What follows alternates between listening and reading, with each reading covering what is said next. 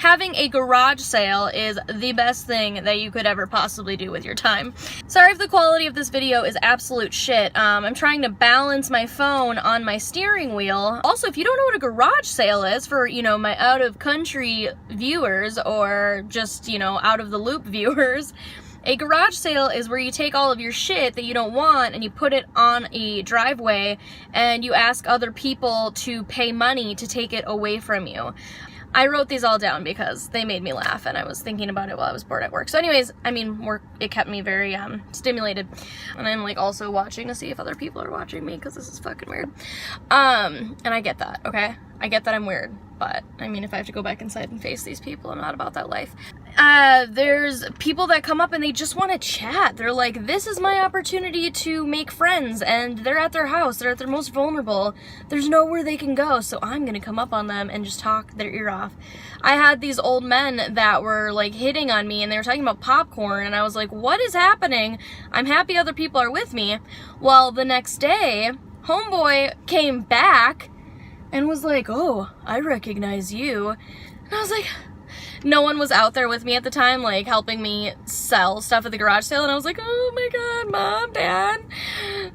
It turned out fine, but he was creepy. So, creepsters, definitely not in it for the creepsters. That was not fun. I had a friend who had, like, this really awesome jewelry for sale, and she had all these, like, really cute jewelry stands that she didn't want anymore. You know, each one was unique, and this lady goes, oh, I love this! Do you have any more?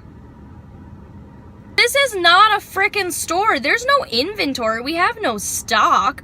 Oh, let me go check the back of my garage. No. What you see is what you get. Oh, my Lanta. I had a love seat that I didn't put a sign on because I was just trying to get it out of my house, and so I was waiting for someone to make an offer, and it was just at the end of the driveway, and I had this woman who was like looking all the way through the sale. And she came up and then like went back down, looked at the couch again, came back up and was like, how much for the couch? And I was like, make me an offer. And she's like, oh, I can't do that. And I was like, all right, how about $15? She goes, well, I rode my bike here. What? What are we talking about right now? You just asked me how much the couch was. I told you how much the couch was. And now you're saying you can't buy the couch because you like rode your bike or walked or whatever the tits. Okay. So it's $100, it's free, you can't fucking take it. Are you trying to sell it to someone else? Jesus Christ. Oh, I had this one lady, sweetest lady ever. I was like, you were my twin in elderly form. She was wearing a sundress, and she's like, all I wear is sundresses. And I was like, girl, me too. I showed her all the dresses that I had for sale. She picked out a few things. I think her total was like $3 or $4. She reaches into the bottom of her purse and just pulls out a sack of change, throws it down on the table and goes, here, count this. I was like, okay. So then I just started like counting it, and I was like, you know what, you're a little short, like this is awkward. And her friend was like, ugh, and like gave me $1, and I'm like, you could have just done that before. Help a friend out, help a sister out. I had this one lady who was like, wow, you have so much Minnesota stuff. Do you have any Canada stuff? No. This is what we have. It's pretty great that we actually have so much Minnesota stuff. Like, what? No. There was a lady who looked like she was like in her 40s and she was lost.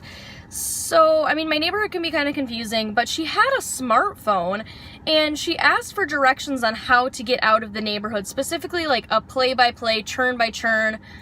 And I was like, yeah, like, well, I can tell you. And then she's like, whoa, whoa, whoa. Like, after like one left, she was like, I can't keep up with this. Like, what can we do? And we were like, well, you can type it in your phone, GPS. And she's like, I don't have that capability. I can't do that.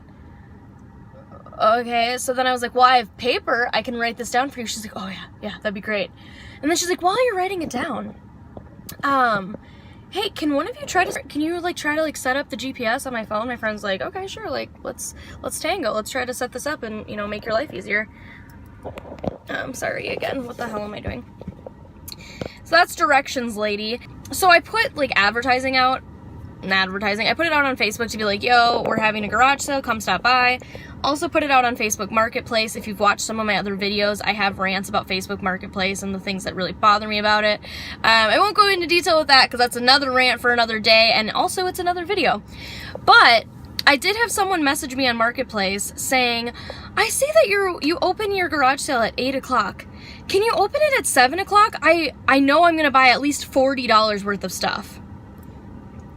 What? It's a garage sale. You don't know what all we have. How can I, like, you're guaranteed to buy $40 worth of stuff?